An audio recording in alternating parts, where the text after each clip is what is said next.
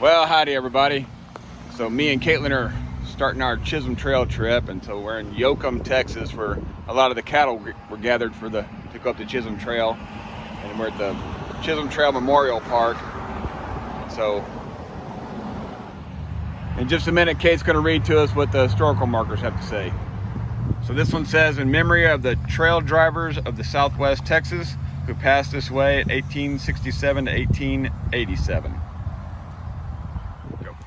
The Chisholm Trail Memorial Park, originally known as Palmer Park, is rededicated to the memory of the old trail drivers of the Yoakum Bovine, Texas area who passed this way 1867 through 1887. In the centennial year of 1936, the theme of Yoakum's Tom Tom Festival that June was the old trail drivers and cowboys of Yoakum 60 years ago.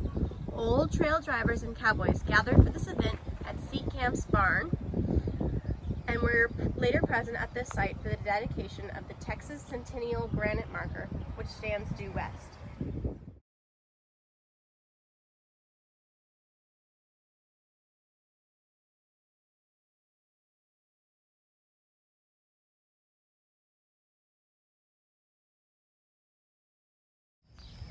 All right, so we're at the start of our Chisholm Trail trip. We're in Cuero, Texas, and after Caitlin reads the monument here in front of the courthouse, we're going to go down to the Chisholm Trail Museum and check that out. Old Chisholm Trail Centennial Monument. From Longhorn Cattle Gathering Site, 1,800 longhorns were headed up and moved out of Cardwell Flats, near here, on April 1st, 1866. On first Chisholm cattle drive to northern markets, Crockett Caldwell, owner of Cattle Bed Ground, had gathered the herd with Thornton Chisholm of DeWitt County serving as the first trail boss and GM. Alexander of Cuero serving as one of the cowboy trail drivers.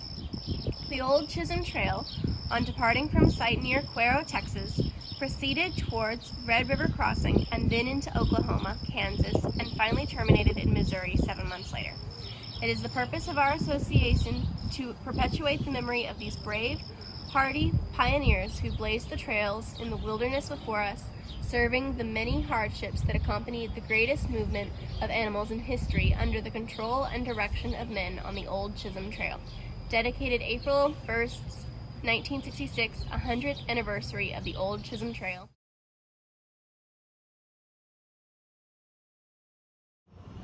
We are here at the Chisholm Trail Heritage Museum in Cuero. We're going to go inside and check it out.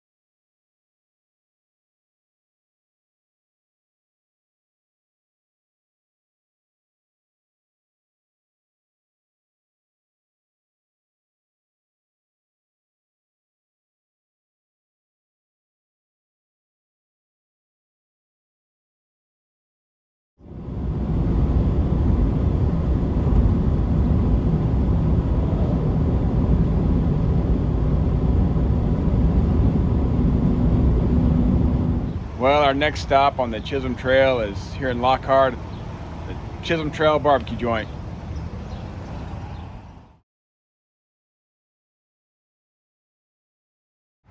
All right, so the Chisholm Trail barbecue joint was wonderful. The brisket was moist and the meat was falling off the ribs, so 2 thumbs up.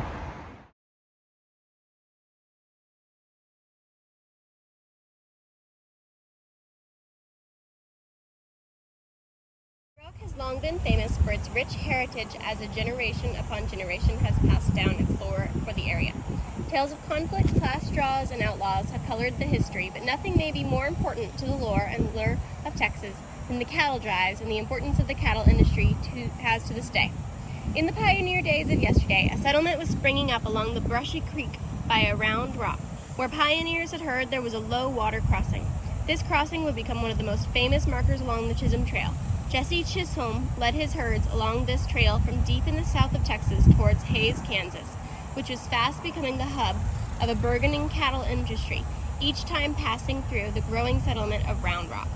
Commemorating the spirit of the Chisholm Trail, this park was dedicated September 4, 2003 by the City of Round Rock, Round Rock Chamber of Commerce, and by the community to all those who have traveled this path. Well, our third stop for today is the Chisholm Trail Park here in Round Rock. And we're going to go down to Brushy Creek and take a look at the wagon tracks where the Chisholm Trail crossed the river.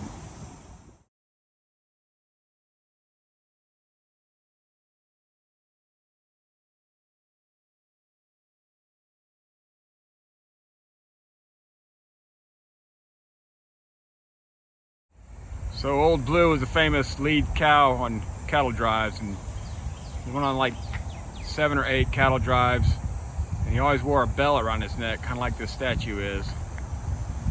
So lead cows were hard to come by, and Blue was a really good one, so they just kept bringing him back to lead more cattle up to Kansas.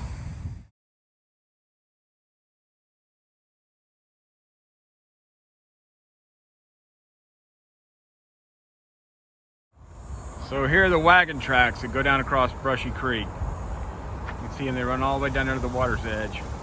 And the thousands of wagons that came along the Chisholm Trail.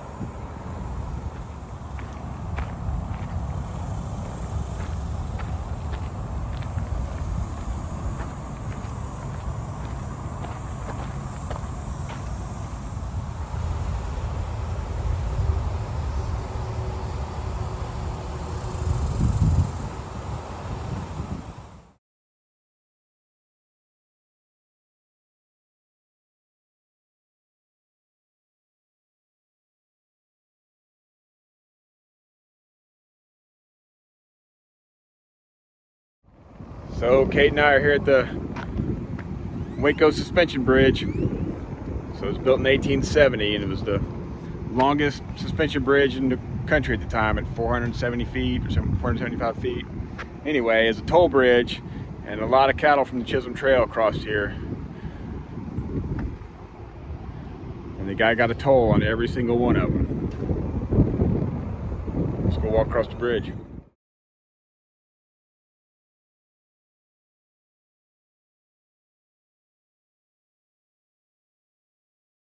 Waco Suspension Bridge, the first bridge across the Brazos River, opened January 7, 1870 as a private toll bridge, and at that time the longest single-span suspension bridge at 175 feet. The Waco Suspension Bridge in 1866, the Waco Bridge Company was granted a 25-year charter to build a toll bridge here. The charter guaranteed that no other bridge or ferry could be built within 5 miles. Construction began in 1868, and after much financial difficulties was finished in 1870. Bridge traffic included wagons, pedestrians, and cattle. Special rates were given to heavy users from 1875 to 1889. The public agitated for a free bridge, but the company retained its monopoly. Then in 1889, the bridge was sold to McLean County, which gave it to the city of Waco as a free bridge.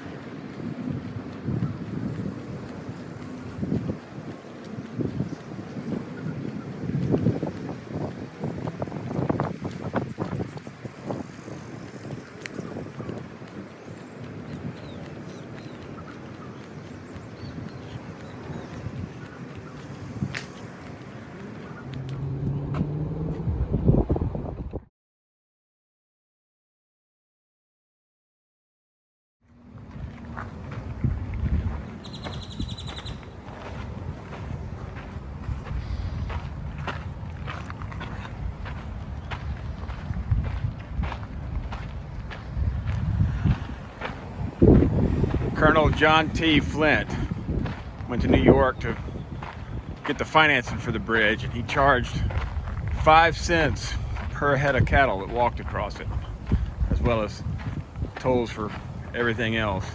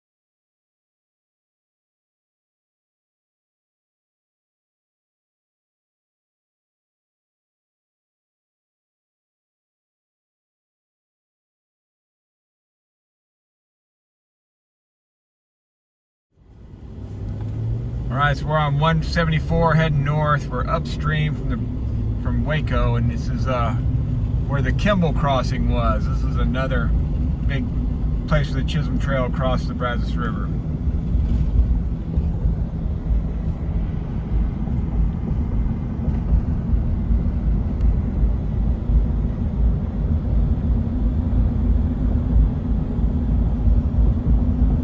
There's a park down there, but it was closed today, so we're just driving by.